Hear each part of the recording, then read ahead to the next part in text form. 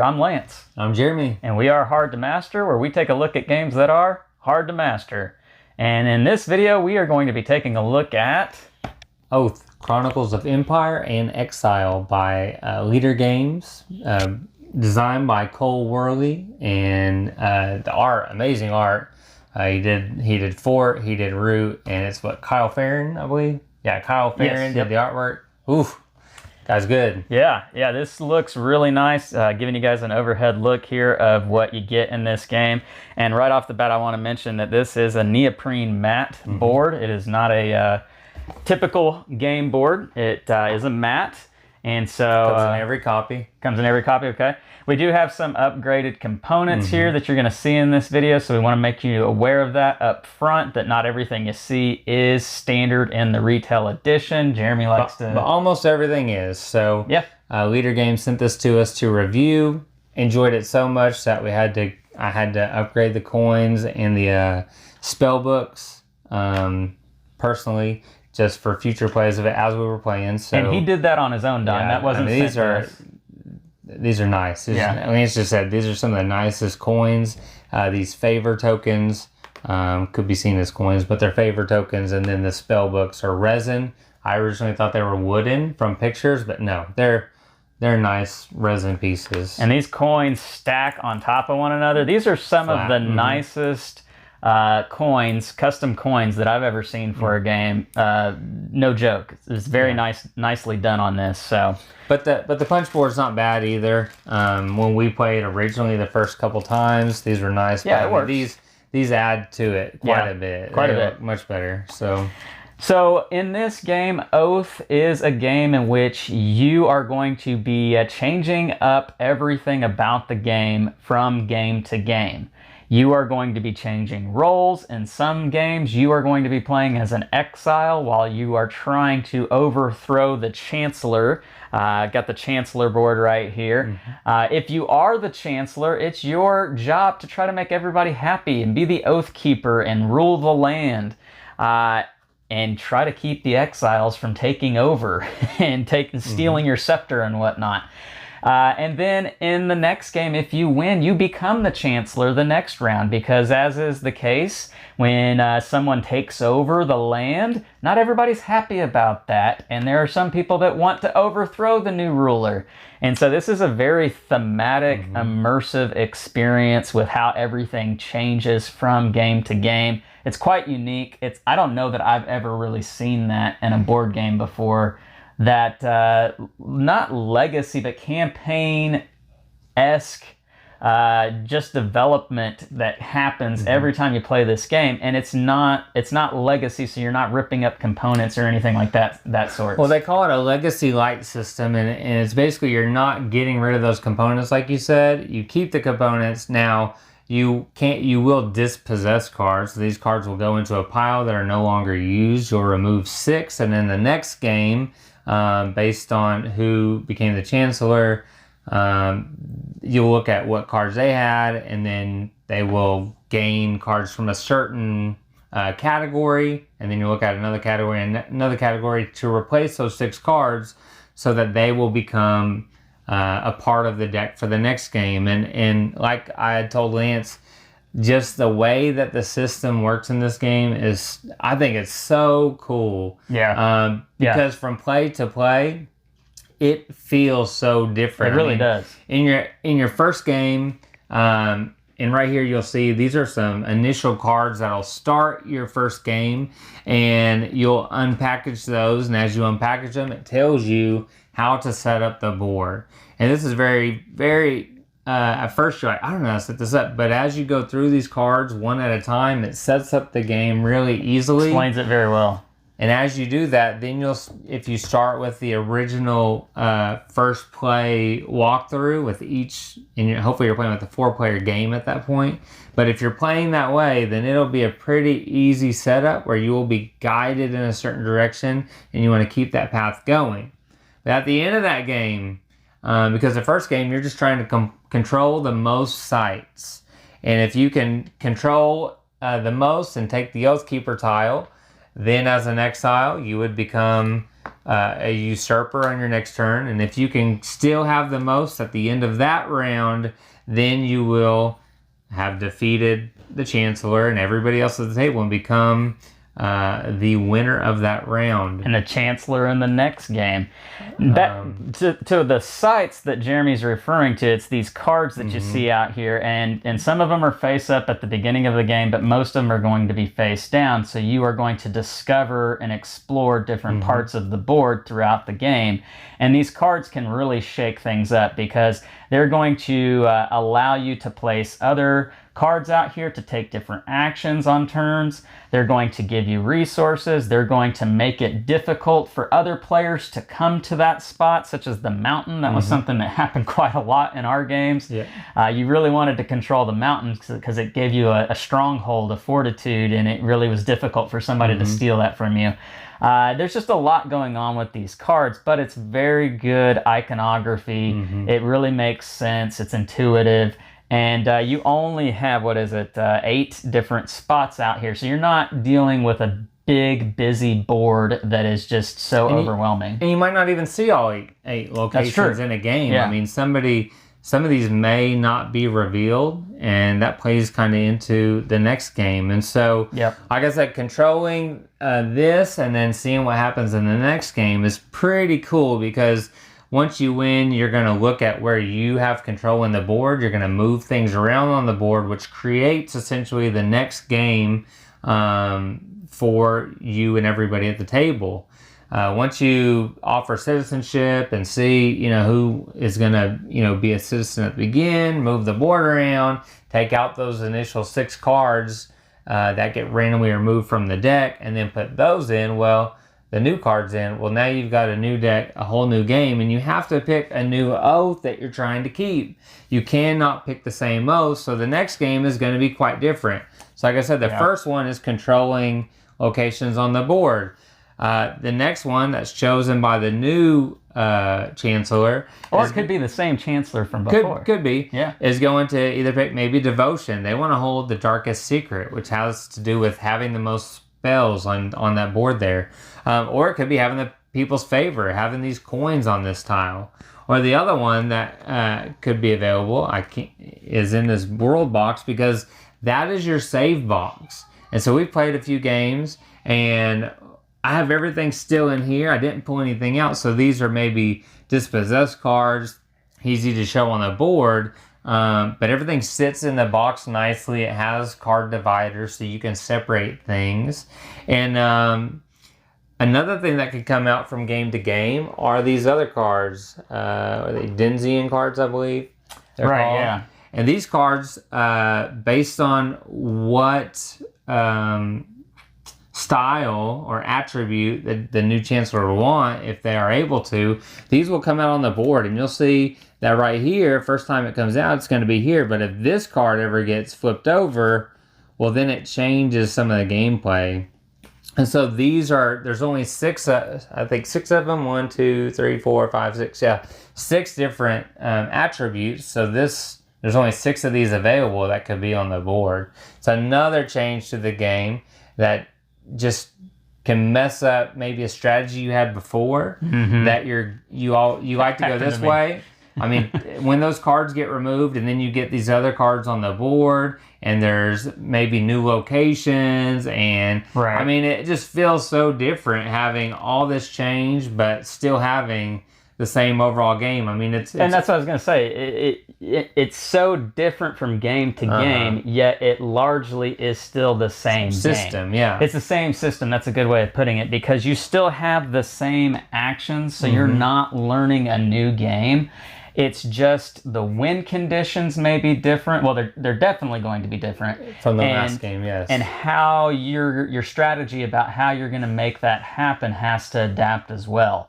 And some players are going to be more skilled at that than others. I'll tell you right now, even though I won a game of this, I don't think I'm very good at this game. I think I won by a fluke.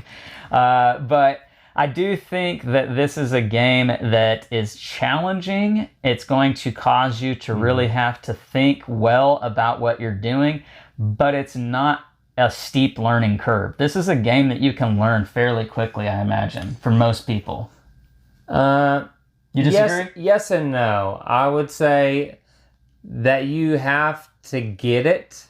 And what I mean by that is you can hear the rules and think you know what you're doing, like you said. In that second game that we had, he was still playing off the original Oath of the first game, and his first two moves is like, "What are you doing?" He's like, "I'm about to win. I've got," and we're like, "No, you're not. Yeah. It's not the most sights, buddy." We but said that. Won. We said that multiple times. I still came back and won. Well, and there is a little bit of luck in the game, and you got to know that. I mean, with the chancellor, when you're the chancellor, you have to roll that die, and if you don't roll a 6, a 5, or this die, well, there's supposed to be a die out here. Here it is, right here. In there, but as that tracker gets, when you get to the 5th round, you're rolling the die at the end of that round. Because this is the round marker right here, and so the chancellor's job, and somebody's always going to be the chancellor. One out of however many people you're playing with is going to be the chancellor, and their job is basically to keep everyone else from winning and keep order. Yeah. And prolong the game till we get to these rounds here at the end where they roll a die,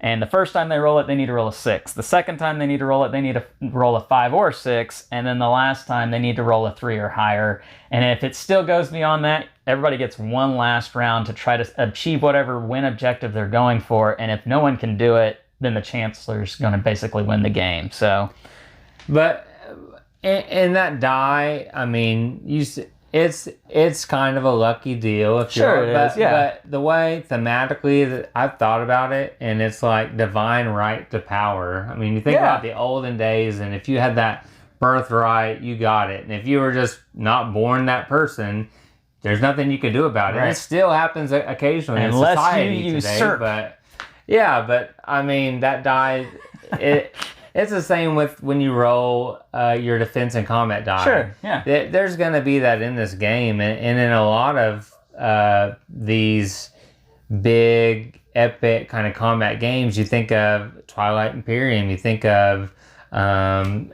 Eclipse Second Dawn. They have dice in them that you're rolling. Most of these games that have those combat in them are going to have the dice that you roll, so you just have to know that going in. And no, it's not going to be a deterministic type of combat, right? But I still feel like it was so much fun because you can use those half swords and skulls that take out your war bands, or on the, if you get a good, maybe you have a roll where if you're rolling a couple die and you just have these ×2s, well, they don't give you anything now, and that kind of stinks. But then later you roll 4 die and you get 20 shields. Well, that kind of saves your people. I have said several times in other videos, I do not like dice, and especially dice for combating, but it works in this game. It's quite unusual, and I'm surprising myself even by saying that I like it in this game, because usually I just don't.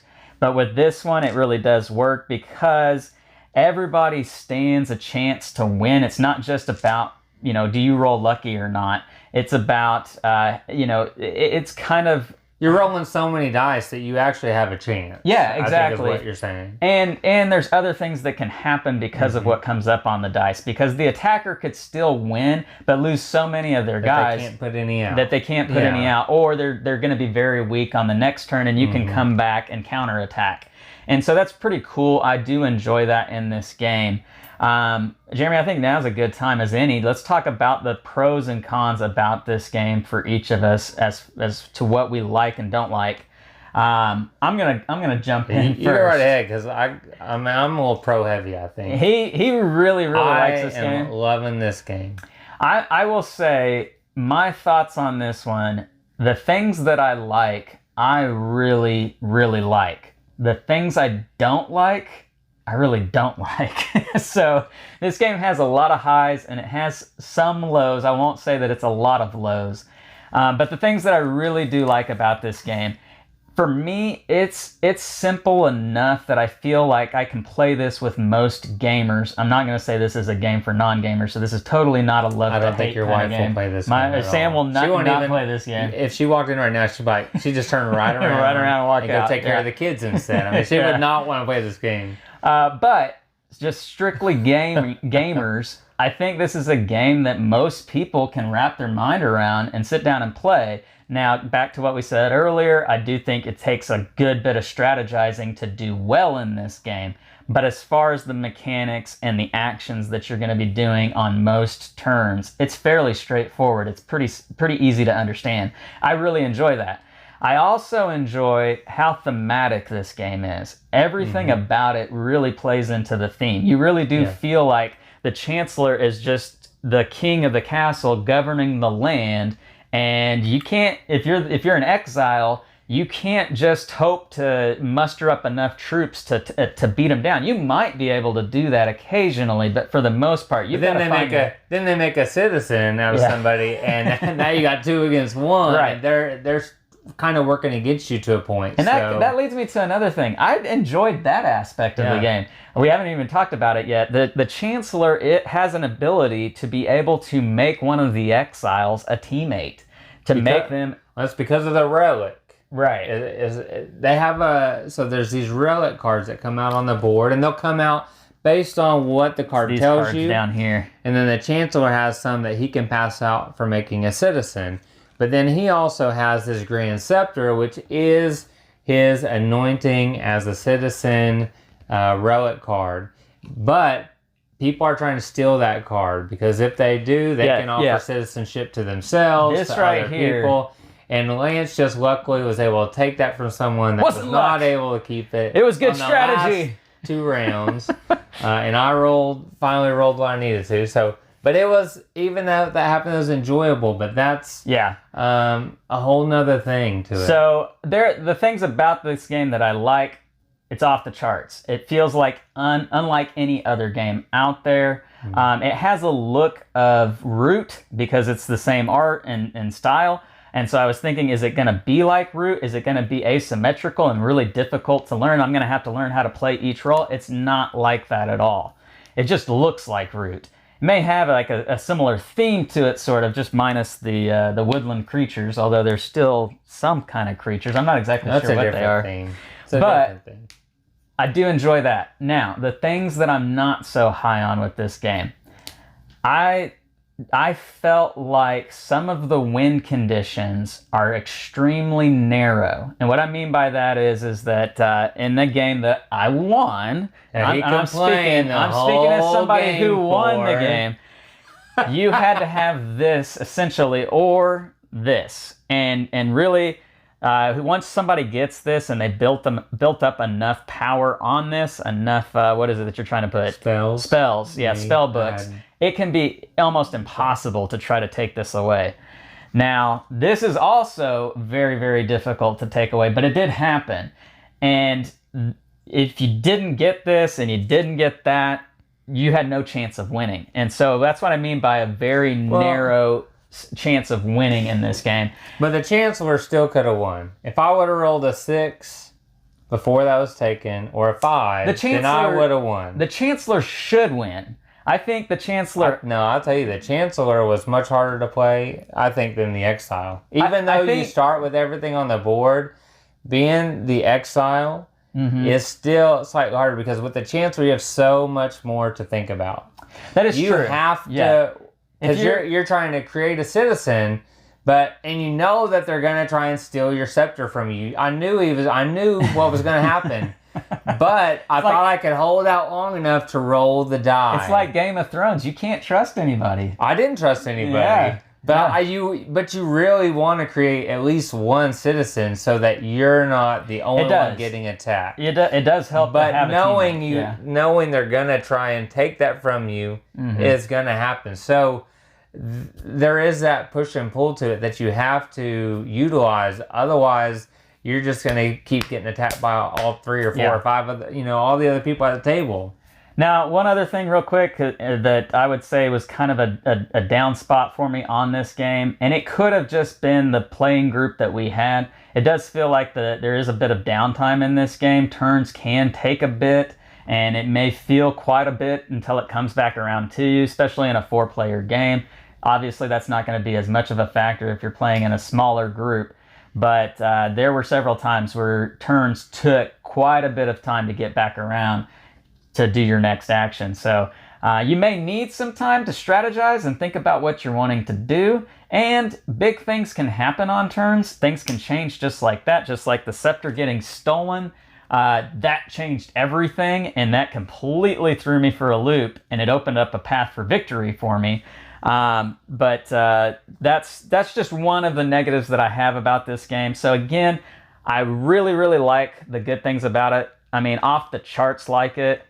The things I'm not so happy about, pretty, down on. But all in all, I think it was a fun experience. I'm glad I played it. I'm glad that it really shone in the ways that it did. I'd play it again. It's definitely a great game. So I mean, I'm getting into the table again. So your thoughts? I do want to hit on a couple of Lance's negatives. Or even positives. He said he could teach this and get anybody to play it. And like I've said to Lance and some other people, I would play this with the same group. I would not add new people in. Yeah, that is true. I would teach it to a group and have them play it. That's the same way that I would personally do Root. I'd have just Root. This has made me want to give Root another go with this group. But I would have the same people or maybe one other person that also games with us come. I would not really put new people in because with Root, if you've played Root, if everybody doesn't know what they're doing, it can be a kingmaker. It's a runaway for somebody. Yeah, you can have kingmaker problems in that with game. this, I don't think it is as much because the majority of people will start out as an exile in the beginning, and they're all kind of watching the chancellor, and the chancellor's watching them, and they have maybe an eye peeked over to see what other exiles are doing, but it's not like someone's a Woodland Alliance, and if you don't know how they win and understand it, well, they just already won the game. Yeah, for sure. Or if you don't understand how the river folk work, and there's two sides to that coin, you don't buy anything from them, well, they have a horrible job. But if you buy everything from them, like the two newer people that I had in the game, they bought everything. The river folk run away with it. So this has made me want to get Root again. It's on the way. I can't wait till it comes back in and I can try it. It's one of our friends' favorite games. So what about this game, Oath? I love it, and that's what I'm leading to is this game. I thought it was going to be like Root, and that's why I'm giving the Root backstory. Is I thought it was going to be like Root. Everything's pretty asymmetrical, and everybody's playing completely different. And how's it going to play? It's not the case. This one, I feel, and a lot of people like Root better still. I think this personally is. I do like this more than Root. I like this better because it's not that. It's not that everybody plays exactly different. It has to, there's less checks and balances in this as far as with what the other factions are doing. Yeah. The components, I mean, Leader Games knocked this out of the park to have a very well produced playmat in the game. Every piece of wooden bits is screen printed and looks amazing. Artwork by Kyle is amazing. Even the cards are well done. I mean, just good artwork on the cards. And I believe there's over like 200 different unique cards. I mean, the dice look good. I've upgraded the coins and the spells. I mean, everything about this, to me, I love it. I could not wait to review this fast enough. Honestly, I was hoping that I had too many people to play another game that I was really excited to play, just so I could have another reason to throw this on the table again, if that says anything. But I will say the game, like you've heard from other people probably, is it's not for everybody. Just because you like Root, you're not going to like this. Yeah. Just because you like Vast, you're not going to like this. It's totally different. It's a different experience. You're creating, like other people have said, a story. And to see that the lowly Exile come up and outthrow the chancellor and take over, and what happens in the game. I mean, because somebody, like, I had a card that created a lava pit over here. Yeah. And if you went over there, you're losing warbands to come over there. And so each card adds to that story of how you're going to attack.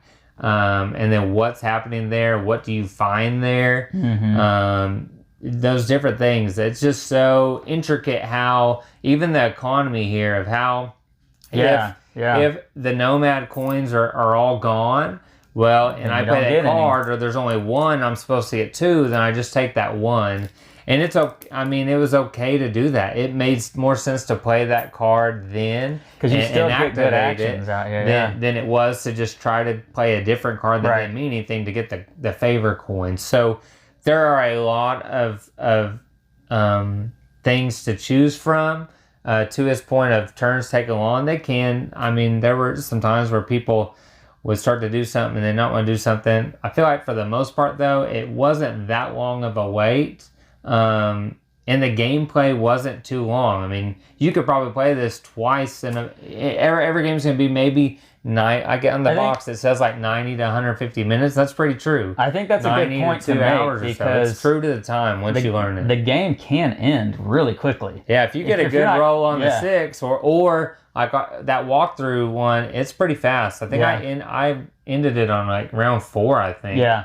As the Exile, just having the most places controlled. But you could get a Vision of Faith. Say 3 of these come out. Well, guess what? Yeah, it's cost them more to search a world deck, but I could reveal this now, and if I'm able to, still have it, well, guess what? The game's going to be over real soon. And it's those visions that can really change up and throw a loop in what's happening. And it really spices up the game when somebody reveals a vision and you realize, oh man, they're like one thing away from winning the game. And then it's like everybody has to hurry to make sure that they don't win it and steal victory right from underneath your fingers. Or even the conspiracy card. That's what got the amulet for me. Yeah. If it wasn't for that conspiracy coming up, and then nothing would have that player searching the deck a bunch to try and find those cards and taking visions from people so they couldn't end it. I mean, there's so many different routes. I know Lance has said that it's kind of win condition is tunnel, but there's so many routes to get to it, and I think when you're searching in those different ways to win, you find a new way to win. You can.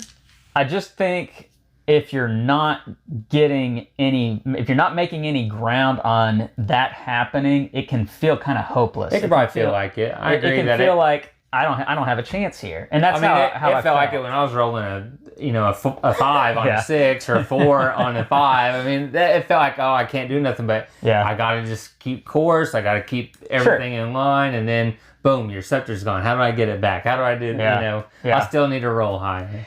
So all in all, I think this is a fantastic game. It's been one of the better ones I've played this year. And when the game is great, it is great. When it's not so great, I'm kind of cool on it. But I know you really love it. I do. And I think my favorite thing about it, if you haven't picked that up yet, is the legacy light aspect of it. Yeah. And the way that the world changes. You put it in order in the box. So the first time you transition to how to save or set up the next game takes a minute. But the second time, third time, fourth time, it's so much quicker. Yeah. And when you put it back from the world box, it's so quick. Yeah. It's once you figure it out, after that first time, it's so quick. So that the transitioning and saving and connecting each chronicle, if you will, that I think is my favorite part about it, and how those 6 cards come out and 6 new ones come in. So let's do some scores on this one real quick. Jeremy, why don't you go first? Oh, I was gonna say you go first, man. No, I know my score. My score's pretty good. This is such a hard game for me to give a score on, because the things I like, I really like, and the things I don't like, I'm just like, man, why does it have to be like that? So I think for me, it makes sense to give this game about a 7.5. That's much higher than I thought you were going to say. Yeah, and after I start thinking back on it, and I remember the things that I really do like, it does outshadow or overweigh, or whatever word you want to use. It does overweigh the negatives that I have on this game. So I like it more than I don't like it. I wish the things that I didn't like weren't a part of this game, because then I would have just been off the charts with it. So 7.5 for me. Where do you land? I think because of the group that I play it with is so strong that I think that this game is slowly creeping up into a top list for me. Whoa! I kind of wish I would have played it last year. To be honest. Like top list of 2022 or top list of all time? It's moving up into my top list, so I would have to say, and that's why I'm really excited that I ordered Root again, because I know some people love it, and now that I have a strong group that can do it. 10? No, it's not my favorite game yet. Not to say it could never be. Ooh, but Scythe better watch out. I would have to rank this at 8.9. Woo! And the only reason it's not a 9 is because I think if I didn't have the right group, that it would drop it down a little. I do think... but I think our group has made it so enjoyable for me that in the way that it transitions and how everybody's kind of... Even though they may not know it well enough to like control the game, they know it well enough to play the game and stop people from controlling the game. Yeah. So I would have to say 8.9, really high. But I really, really, really like this game. I mean, I've already added the coins and even purchased Root again to try to where'd we put that box? Boom, Let's get that back out here. So, well, there you have it, guys. Hopefully this video was entertaining to you, gave you some ideas on Oath and what we think about it. And it's a beautiful game. Just pops when it's out on the table. So it's definitely worth checking out. Leave us some comments down below. Let us know your thoughts on this game if you've tried it or if you want to try it. Just leave us down there something. We'll get a chance to respond back to you whenever we can. So please consider liking this video. Hit that subscribe button and hit the bell to be notified of all of our new great content. I'm Lance. I'm Jeremy. And we are Hard to Master, where we try to look at games that are hard to master. Hard to master. There's some excitement for you. Till next time. We'll see you guys.